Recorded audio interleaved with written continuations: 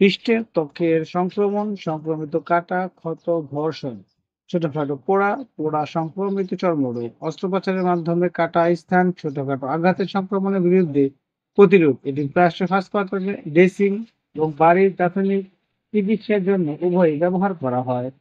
আসসালামু আলাইকুম, Shams medicine tips আপনাদের সবাইকে স্বাগতম। আমি আবারও চলে আসলাম আপনাদের মাঝে নতুন একটা টপিকস নিয়ে। আজকে আমার টপিক হচ্ছে নেভালন ওয়েনমেন্ট, যা জেনেরিক হচ্ছে নিউমাইসিন সালফেট এবং ডেসিস্ট্রাসিন জিঙ্ক বিপি। এটি আমাদের বিভিন্ন ক্ষত, কাটা স্থান ইত্যাদি ক্ষেত্রে শুকাতে খুব দ্রুত কাজ করে। সুতরাং টপিকটি শুরু করার পূর্বে আপনাদের কাছে আমার অনুরোধ, চ্যানেলটি সাবস্ক্রাইব করুন এবং ভিডিওটি আপনার টাইমলাইন থেকে শেয়ার করে দিন। এর ফলে হয়তোবা আপনি উপকৃত হতে পারেন অথবা আপনার প্রিয় মানুষগুলোর উপকারে আসতে পারে। যারা অলরেডি আমার চ্যানেলটি দেশ এবং প্রবাস থেকে সাবস্ক্রাইব করেছেন তাদেরকে জানাই অসংখ্য ধন্যবাদ। সুতরাং আবারও বলছি, চ্যানেলটি সাবস্ক্রাইব করুন, তাহলেই আমার নিত্য নতুন ভিডিও সহজে পেয়ে যাবেন। চলুন আমরা চলে যাই আমাদের মেইন টপিকসে। নেভালন মলম হলো একটি টপিক্যাল অ্যান্টিবায়োটিক প্রস্তুতি যা ত্বকের সংক্রমণের চিকিৎসা প্রতিরোধ ব্যাপকভাবে ব্যবহার করা হয়। এতে দুটি শক্তিশালী অ্যান্টিব্যাকটেরিয়াল এসিড রয়েছে। একটি হচ্ছে নিউমাইসিন সালফেট এবং অপরটি হচ্ছে বেসিট্রাসিন জিন। প্রতিটি বিভিন্ন গ্রাম পজিটিভ এবং গ্রাম নেগেটিভ ব্যাকটেরিয়ার বিরুদ্ধে এবং বিস্তৃত বর্ণালী কার্যকলাপে অবদান রাখে।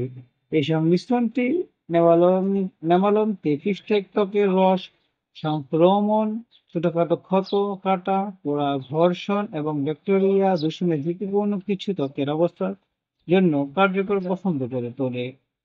এ পর্যায়ে আমরা জানবো যে এই যে দুটি উপাদান রয়েছে এটি কিভাবে কাজ করে। প্রথমে রয়েছে নিউমাইসিন সালফেট, একটি amino glycoside antibiotic neomycin bacteria এবং রাইবোসোমাল সাব ইউনিটের সাথে অপরিবর্তিতভাবে আবদ্ধ হয়, প্রোটিনের সংশ্লেষণকে বাধা দেয় এবং শেষ পর্যন্ত ব্যাকটেরিয়ার কোষের মৃত্যু ঘটায়। ডোসিট্রাজিন একটি পপি পলিপেপটাইড অ্যান্টিবায়োটিক। ডোসিট্রাজিন কোষ প্রাচীর সংশ্লেষণে হস্তক্ষেপ করে কোষ প্রাচীর পেপটিডাইন গঠনের জন্য প্রয়োজনীয় একটি বাহক অণু ব্যাক্টোপ্যানলের ডিসফেরিলেশন বাধা দেয়। এ পর্যায়ে আমরা জানবো যে ইঙ্গিত অর্থাৎ কিভাবে এটা ব্যবহার করতে হয় বা কোন ক্ষেত্রে এটা ব্যবহার করা যায়।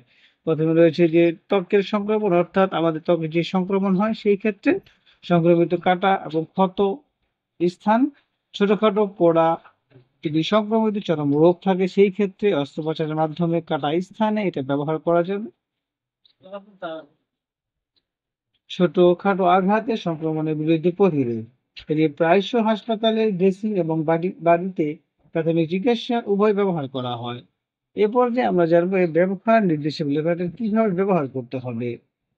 জল হালকা অ্যান্টিসেপটিক দিয়ে আক্রান্ত স্থানটি আলতো করে পরিষ্কার করতে হবে। দিনে ২ থেকে ৩ বার অথবা চিকিৎসকের নির্দেশ অনুযায়ী নেভালন মলম পাতলা স্তর করে প্রয়োগ করতে হবে। চিকিৎসার পরামর্শ অনুযায়ী চিকিৎসা করা জায়গাটি জীবাণুমুক্ত ব্যান্ডেজ দিয়ে ঢেকে দেওয়া যেতে পারে অথবা খোলা রাখা যেতে পারে। এটি শুধুমাত্র বাহ্যিক ব্যবহারের জন্য প্রযোজ্য।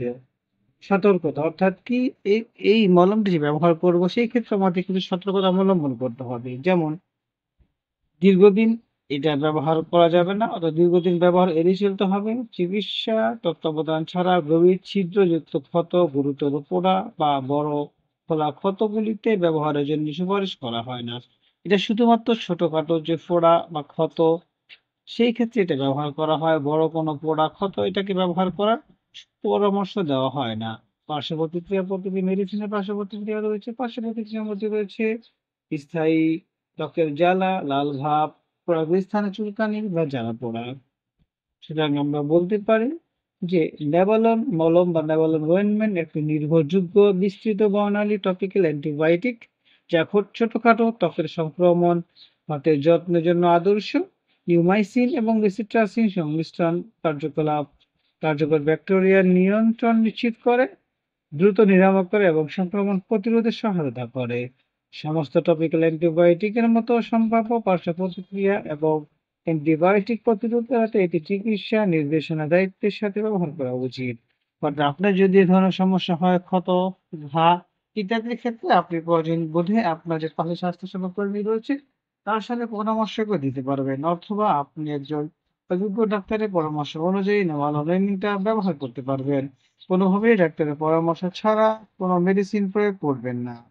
আমাদের এই চ্যানেলের মাধ্যমে শুধুমাত্র ঔষধ এবং অসুখের রোগ সম্পর্কে যে ওষুধটি ব্যবহার করা হয়, সেই ওষুধ সম্পর্কে বলা হয়ে থাকে। সুতরাং আমাদের অনুরোধ থাকবে, ডক্টরের পরামর্শ ছাড়া কোনো মেডিসিনই সেবন বা ব্যবহার করবেন না। মালানা ওয়েলনেস সম্পর্কে কোনো কিছু জানার থাকলে আমাদেরকে কমেন্টস করে জানিয়ে দিন।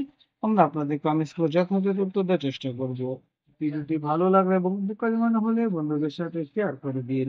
আবারও অনুরোধ করছি, প্লিজ চ্যানেলটি সাবস্ক্রাইব করুন এবং সমস্ত ধরনের ভিডিও দেখে নিন। আজ এ পর্যন্ত।